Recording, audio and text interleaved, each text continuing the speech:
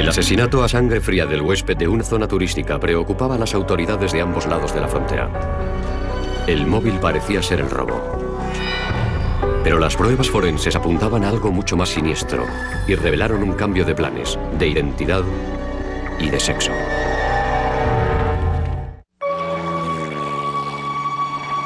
Puerto Peñasco, México. Los norteamericanos lo llaman Rocky Point. Es una pequeña localidad turística a unos 100 kilómetros de la frontera entre México y los Estados Unidos y ofrece todo lo que se pueda esperar: playas, sol, pesca deportiva, torneos de golf y hasta incluso cultura. Es un lugar muy agradable para pasear por la playa. Se puede comprar marisco directamente de los barcos por las noches y la gente organiza cenas en la playa. Y es el lugar que la familia Willoughby escogió para pasar sus vacaciones de invierno en febrero de 1991. Tras varios días de disfrutar del buen tiempo, Dan Willoughby decidió llevar a sus 3 hijos al Museo de Ciencias de la ciudad. Su mujer, Trish, tenía dolor de cabeza y prefirió quedarse en la casa de la playa. Cuando la familia volvió del museo 2 horas después, hicieron un macabro descubrimiento. Cuando Tara y el pequeño Hayden entraron en el dormitorio, vieron a su madre tumbada en la cama, con la cabeza envuelta en una toalla ensangrentada. Salieron llorando, diciendo que a mamá le pasaba algo, que estaba llena de sangre y no respiraba. Dan reunió a sus hijos en el porche para rezar una oración y después llamó pidiendo ayuda. Pero ni las oraciones ni la medicina pudieron ayudar a Trish Willoughby. Murió varias horas después en el hospital víctima de un fuerte traumatismo cráneoencefálico. Trish era una persona maravillosa, una persona buena y caritativa. Había ayudado a muchísimas personas en el camino. Y todos la querían porque era una mujer dulce y bellísima y estaba llena de vida y entusiasmo. El médico forense observó un hematoma en el abdomen de Trish y le habían golpeado en la cabeza con un objeto contundente al menos unas 9 veces.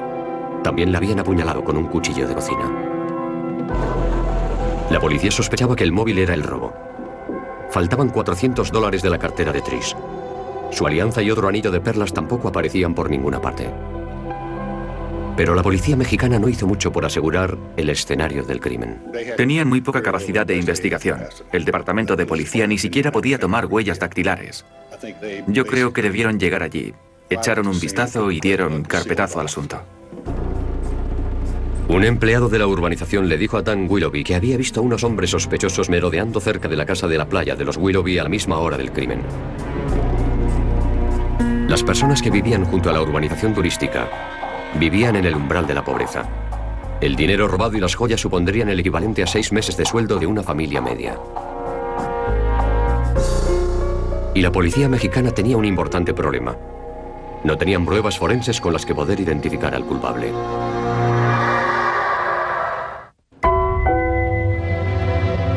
La noticia del asesinato de Trish Willoughby en México apareció en todos los periódicos de la ciudad natal de la familia, Gilbert, en Arizona. La noticia animó a muchos ciudadanos a llamar al departamento de policía de Arizona diciendo que no era todo felicidad y alegría en el hogar de los Willoughby. ¿Qué puede decirme sobre esa amante? ¿Qué sabe sobre ella? Todos los informadores decían lo mismo, que Dan Willoughby había estado manteniendo una relación amorosa con una mujer llamada Yesenia Patiño, una joven mexicana de 34 años de edad. Es evidente que Yesenia Patiño era una buscavidas. Se dedicaba fundamentalmente a chupar la sangre a los hombres. Podríamos decir que Yesenia era una prostituta a jornada completa, porque ella se enganchaba a un hombre y vivía de él. La policía también averiguó que Trish estaba al corriente de las relaciones de su marido. Entonces Trish fue al apartamento y se enfrentó a Yesenia en la piscina comunitaria del bloque de apartamentos y estuvo dando gritos delante de todos. Cuando la policía interrogó a Yesenia, ella admitió sin reparos la relación. Me dijo que Dan Willoughby le pagaba el alquiler, que le hacía regalos y pagaba sus gastos y joyas y demás cosas. Pero Yesenia decía no tener ninguna relación con el asesinato de Trish y alegaba que ni siquiera estaba en México en esas fechas. Yesenia tenía mucha personalidad. Le gustaba flirtear y en un momento del interrogatorio me dijo: yo sé lo que les gusta a los hombres. Al final del interrogatorio, el teniente Ruet le pidió alguna clase de identificación a Yesenia. Me enseñó una tarjeta de la Seguridad Social con un nombre masculino y el nombre era Alfredo Patiño. Y le preguntaron, bueno, ¿y quién es este? Y dijo, ese soy yo. Y dijo que eso era antes de la operación. Yo intentaba ser profesional y mantener las formas, pero por dentro estaba diciendo, claro que sabes lo que les gusta a los hombres, tú eras hombre. Era chocante, pero tenía mucha personalidad. Al investigar su historial, la policía descubrió que Yesenia, o mejor dicho, Alfredo Patiño, tenía antecedentes penales que venían de antes de la operación de cambio de sexo. Averiguamos que la habían detenido en Oregón por ejercer la prostitución masculina y no había ninguna duda sobre su sexo. Sorprendentemente, Dan Willoughby no sabía nada sobre su condición a pesar de ser amantes. Cuando hablamos con Dan sobre Yesenia y le contamos que había sido un hombre antes de ser mujer, o lo que fuera antes, entonces Dan se quedó sentado sudando a chorros por toda la cara y con la cabeza agachada. Y lo único que dijo fue algo así como que el National Enquirer se lo va a pasar muy bien con esto. Ella había estado casada 2 veces. Había estado con muchos hombres antes y después de que se cometiera el crimen. Y no es que tuviera una voz grave, ni se le notara la nuez en la garganta. Nada de eso. Aunque todos esos datos eran interesantes, la policía no encontraba nada que relacionara a Yesenia con el asesinato de Trish, así que decidieron ir hasta México para inspeccionar el escenario del crimen.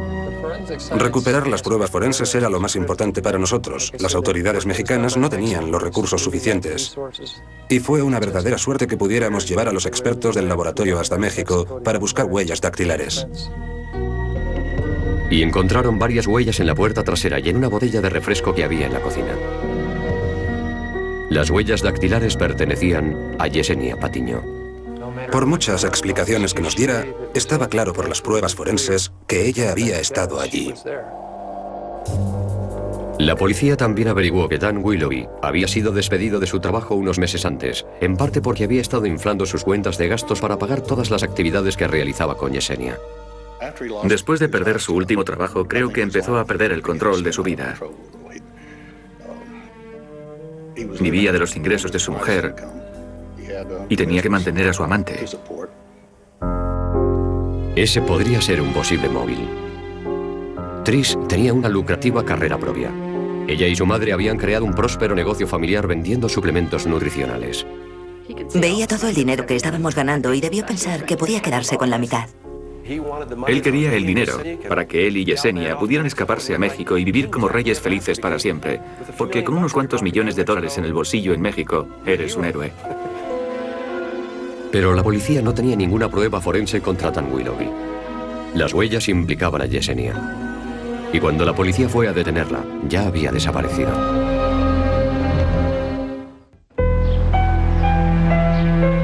Cuando la policía de Arizona interrogó a los 3 hijos de los Willoughby, contaron una historia muy distinta a la de su padre. La hija mayor, Marsha, de 17 años, decía que cuando dejaron a su madre en la casa de la playa y subieron al coche, su padre dijo que se había olvidado algo y volvió a entrar en la casa solo. Tardó unos 10 minutos.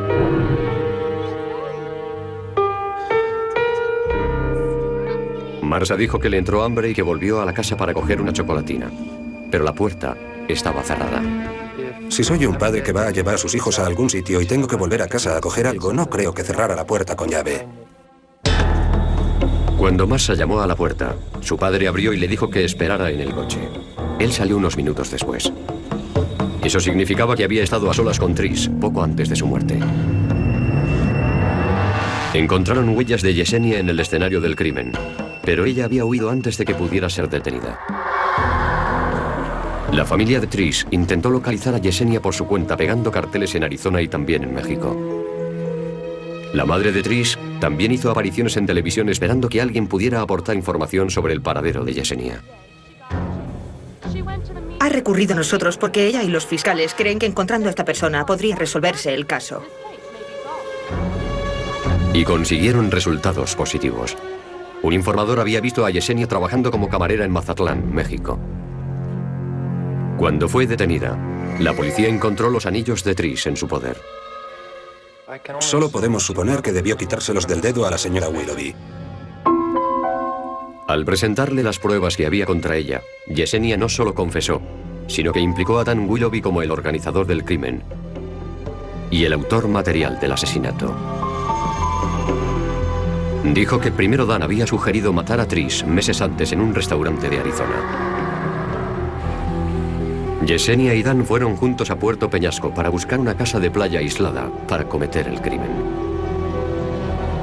Dijo que a los dos se les ocurrió la idea de llevar a los niños al museo para tener una coartada sólida. Yesenia admitió que estaba en México el día del asesinato y que vigilaba la casa desde la carretera. El plan consistía en que Dan metiera a los niños en el coche, fingiera que había olvidado algo y después volviera a entrar en la casa, reducirla con un puñetazo en el estómago y después matarla a golpes. Después de marcharse con los niños, Yesenia entró en la casa para hacer que todo pareciera un robo y vio que todavía respiraba. Yesenia dijo que cogió un cuchillo y la apuñaló. Cogió los anillos de Trish y el dinero, tiró unos papeles por el suelo para que pareciera un ladrón y se marchó, pero olvidó ponerse guantes. Cuando Dan y los niños volvieron a casa, hizo que los niños entraran primero. Sabiendo perfectamente lo que iban a encontrar los niños, dejó que ellos entraran primero para que él tuviera una coartada. Es horripilante. ¿Cómo pudo dejar entrar a los niños para que encontraran a su madre en el estado en el que la había dejado? Hay que ser un demente.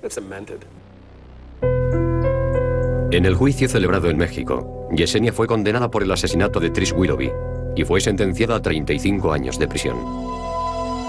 Dan Willoughby fue juzgado en Arizona. Yesenia fue el testigo principal de la acusación. Lo único que sabían es que habían asesinado a una persona y todo lo demás eran pruebas circunstanciales. Muchos casos de asesinatos se juzgan basándose únicamente en pruebas circunstanciales. Yo creo que en este caso las pruebas circunstanciales tenían más peso que en muchos otros casos. Dan Willoughby fue condenado por asesinato en primer grado y conspiración, y fue sentenciado a la pena de muerte. No podía creerlo. Yo tenía fe en el sistema judicial y no podía creer que se pudiera condenar a un inocente de un crimen. Pero la historia no acaba aquí. Pasaron varios años y Yesenia Patiño cambió su versión de los hechos. Antes de que pudiera decir nada, yo la golpeé así. De acuerdo. 6 veces. Los investigadores recurrieron a la ciencia forense para esclarecer la verdad. Meses después de ser sentenciado a la pena de muerte por el asesinato de su mujer, Dan Willoughby apeló la sentencia alegando que no había podido tener acceso a un abogado de su elección. Y ganó. Hubo un tribunal que dictaminó que el abogado que le representó en el primer juicio era un abogado ineficaz. Era un pésimo abogado. Así que el estado de Arizona se vio obligado a volver a juicio.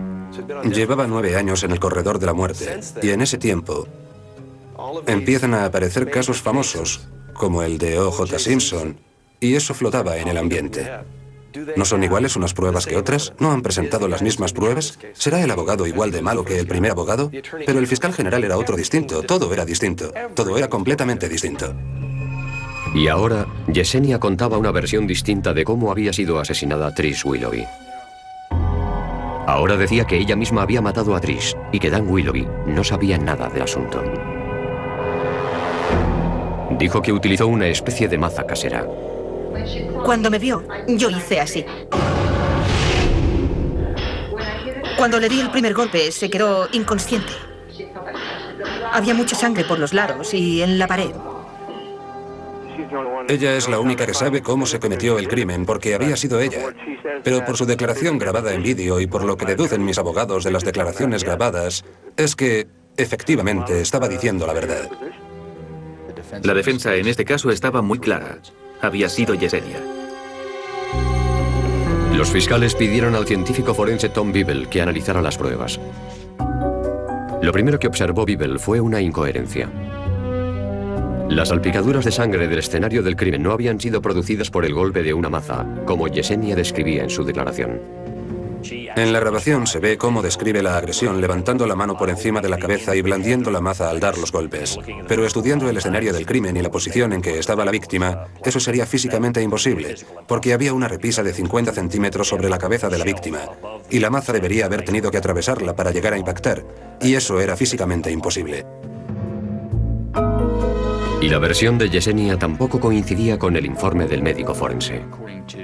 Según la declaración del forense, lo más probable es que fuera un objeto alargado, un objeto largo y fino, no un objeto con cabeza esférica o redonda.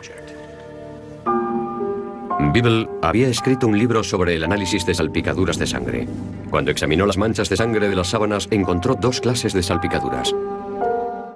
Algunas de las gotas eran uniformes, como de un líquido muy fluido, pero otras eran mucho más irregulares, como de sangre que hubiera estado expuesta al aire y hubiera empezado a coagularse. Había salpicaduras y manchas de sangre que está empezando a coagularse y que no deberían aparecer tras una primera herida abierta, sino tras un golpe efectuado pasado un tiempo de unos 10 minutos aproximadamente.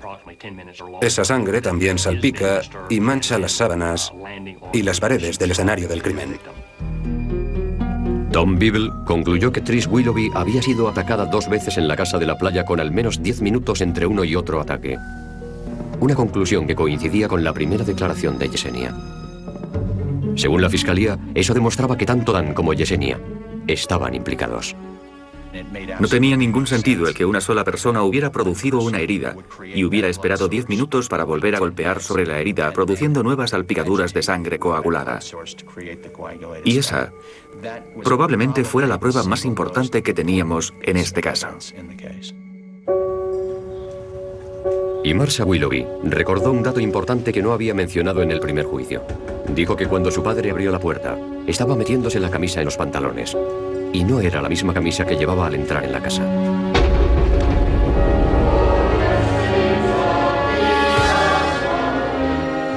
La fiscalía decía que Willoughby se cambió la camisa por las salpicaduras de sangre. En la familia Weiner eran miembros activos de la iglesia al estrado y sorprendentemente dio la misma versión que había dado en el primer más que simples palabras. Era una forma de vida. La fiscalía pensaba que Yesenia había cambiado su declaración después del primer juicio, pero no todo el mundo en la iglesia le entregado sus joyas y otros efectos personales en la prisión.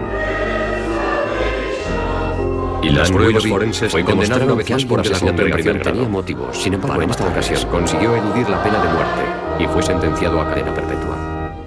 Dan Willoughby sigue defendiendo su inocencia. La noche de un jueves de junio de 1988, todos habríamos vivido felices para siempre. Sally Weiner recibió una llamada Es así de telefónica en su sencillo, casa de y a Corrigan, veces las pruebas forenses y los jurados se Diga. equivocan. Era el delegado del Congreso. La familia de Trish cree que el análisis de Tom Bible, vicepresidente era lo que revelaba y un personaje en la comunidad. Muchos jurados acababa me de ser dijeron que elegido fue su como hombre del testimonio año lo que de les Corrie. convenció de que Dan había cometido el asesinato. La persona que llamaba le pidió que no se lo dijera a su marido porque quería que fuera una sorpresa Fue su testimonio lo que más pesó y para que iría condenarle la alguien al segunda día vez. siguiente para hacer Porque los la primera vez preparativos se para nos la había celebración. escapado. Estaba impresionada. Al día siguiente, Harry Weiner Era un caso muy extraño. Era de esos casos en los que la realidad supera a la ficción. Ves un caso de estos y dices, Dios mío, no puede ser.